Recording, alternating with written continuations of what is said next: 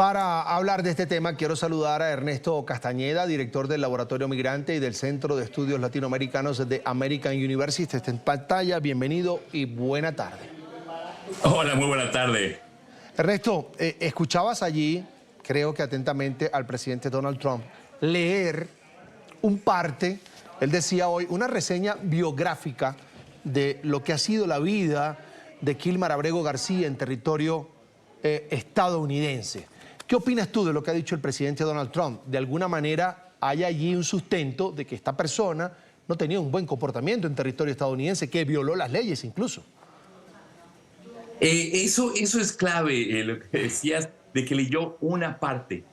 Antes de la migración sabemos que Kilmar era un menor de edad. Su padre incluso fue en algún momento policía en El Salvador. Su mamá vendía pupusas y Kilmar y su hermano mayor ayudaban en el negocio. Y fueron extorsionados por las pandillas en El Salvador que pedían renta y que pedían cada vez más esta cooperación. Y al no poderla dar, amenazaron de muerte a Kilmar, a su hermano, y que iban a violar a la hermana. Entonces, por eso escapan del país los menores, para no ser reclutados por la pandilla para hacer sus fechorías. Llegan, en efecto, como menores no acompañados de manera indocumentada a Estados Unidos, llegan a trabajar, tienen mucho tiempo trabajando en la construcción y ahora en el METAR. Kilmar es miembro del sindicato de trabajadores que lo están apoyando. Tuvo entre el 2011 como menor de edad, 16 años. En 2019 está buscando trabajo en un estacionamiento de Walmart y es ahí donde algunos agentes, un agente que después fue despedido de la policía por problemas con la ley, él dijo que era un pandillero, pero probablemente es lo que pasa con muchos inmigrantes centroamericanos en la zona de Washington, Maryland y Virginia, donde vivo, que van a estas tiendas de materiales de construcción para pedir trabajo como jornaleros, para ayudar con cosas de plomería, de construcción breve, etc. Entonces lo llevaron a una corte de inmigración con esta excusa de que alguien había dicho que él era miembro de la Mara Salvatrucha. Sin embargo, ningún juez encuentra en efecto que es miembro de la Mara Salvatrucha o alguna otra pandilla o algún otro crimen.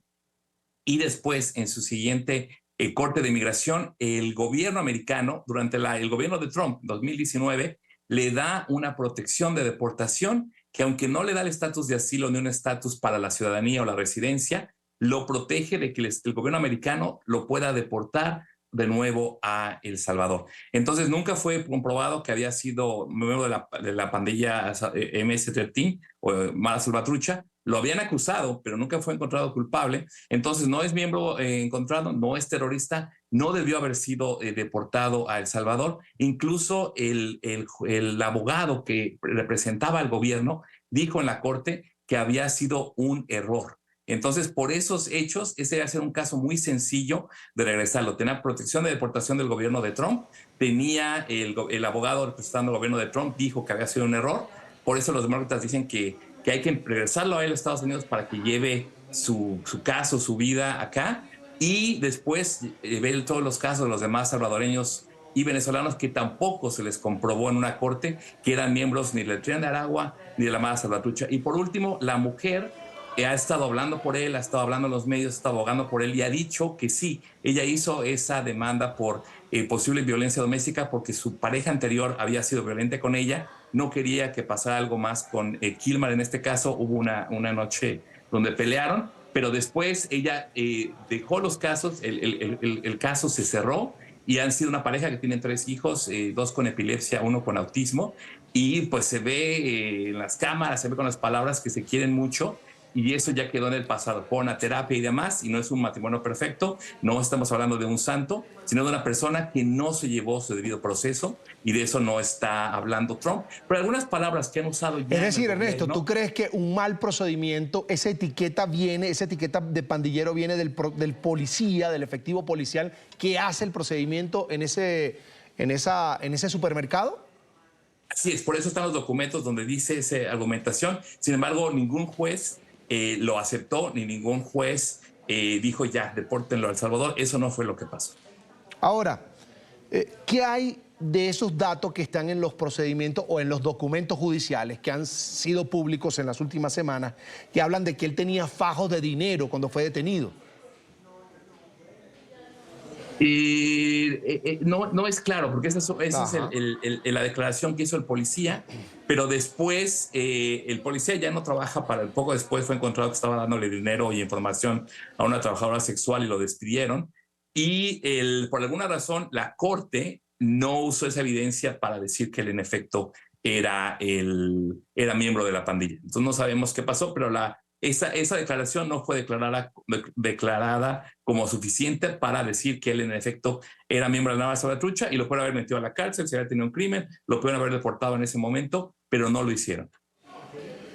Ahora, Ernesto, ¿hay algo en todo esto del envío incluso de esos pandilleros? La mayoría son salvadoreños, pudieran estar en una cárcel del Salvador, pero el tema es que hay una serie de venezolanos, por ejemplo, que han sido recluidos en esa cárcel de centro de confinamiento del terrorismo sin que hayan tenido un debido proceso como un tribunal de los Estados Unidos pidió, aunque después de ser enviados, pero ha pedido que deben tener esas personas un debido proceso. Y uno se pregunta, y te pregunto a ti porque manejas el tema de la migración como tal en profundidad, ¿qué pasa con esas personas que esgrimen no ser miembro de una pandilla y hoy están en el SECOT? Es decir, no tienen derecho a un abogado. ¿Cuánto tiempo van a pasar allí? Nada de eso se sabe. Ernesto. No, eso es lo que es preocupante, exactamente. No hay un precedente legal porque no fueron, cuando se deporta a uno se le regresa al país de origen. Venezuela está aceptando inmigrantes, los pueden haber regresado a Venezuela. Muchos pensaban que iban a aterrizar en Venezuela y sus familiares lo estaban esperando y no fue el caso. Los mandaron a un tercer país, a El Salvador, a un centro de confinamiento por ser supuestamente terroristas, que es una etiqueta bastante grave, pero sin ninguna prueba, sin ningún juicio, sin ninguna evidencia de que en efecto eran miembros. Por ejemplo, yo conozco muy bien porque me ha contactado mucho la familia después de hablar con NTN 24, se puso conmigo en contacto la familia de Julio Zambrano Pérez, un venezolano que nació y creció en el estado de Aragua, emigró, estuvo unos años en Perú, estuvo unos años en Chile y llegó a Estados Unidos en el 2023, entró con permiso con el programa CBP One de la administración Biden y fue al chequeo con su esposa embarazada de 9 meses, con su niña. En enero fueron a migración y como él tenía un tatuaje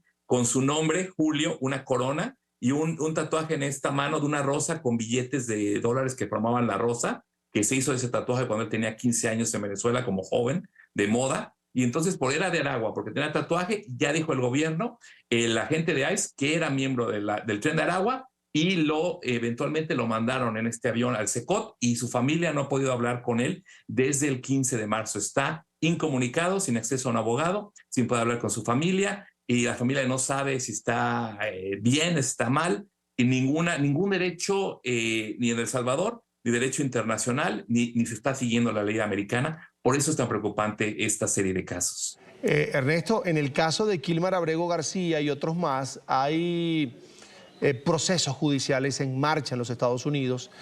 No han querido decretar o declarar en desacato al gobierno con el tema de Kilmar Abrego, pero hay algo allí, hay algo que está marchando, hay un análisis por parte de ese juez respecto a qué el gobierno ha hecho o no respecto a la orden que se emitió para retornarlo a territorio de los Estados Unidos. En el momento que salga una decisión, que puede ser esta que vamos a evaluar en este momento, y es que el juzgado diga sí, el gobierno de los Estados Unidos debe finalmente traer de regreso a Kilmer Abrego García. En ese punto es cuando el caso podría pasar a la Corte Suprema como tal. Eso es un ejemplo. La Corte Suprema, por ejemplo, ya dijo que aunque uno sea miembro de una pandilla terrorista, aunque uno sea supuestamente terrorista, aunque uno sea indocumentado, etcétera, que va más allá del caso de Kilmer, que todas las personas en territorio estadounidense tienen derecho al debido proceso, o sea, al ser encontrados culpables si no son inocentes. Eso ya lo dijo la Suprema Corte y ya la Suprema Corte no ha invalidado cortes de distrito, por ejemplo, la de Maryland, Paula Tsinis, la juez dijo que el gobierno debería de facilitar ese retorno de Kilmar Abrego García a Estados Unidos.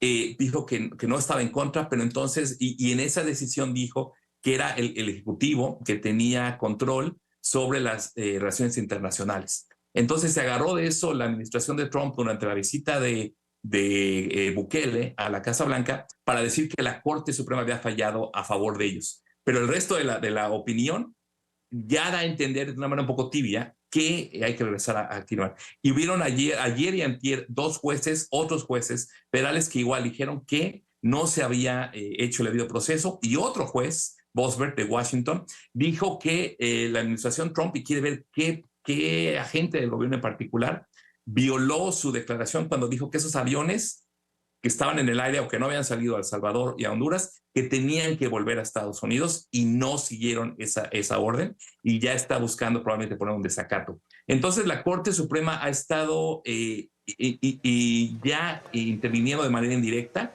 y claro, si esto sigue así, que el gobierno de Trump no quiera obedecer a las Cortes menores, va a subir a la Corte Suprema, que lo va a decidir de manera directa o de manera indirecta. Pero sí, hay mucho litigio en contra, por lo cual, aunque diga Bukele que no va a volver, no depende de él, es un contrato con Estados Unidos, y aunque Trump diga que no va a volver, si la Corte Suprema dice que tiene que volver, lo deben de regresar, o va a haber una crisis donde el gobierno de Trump va a decir abiertamente que no obedece a las Cortes y pasamos a otro tipo de gobierno. Así es.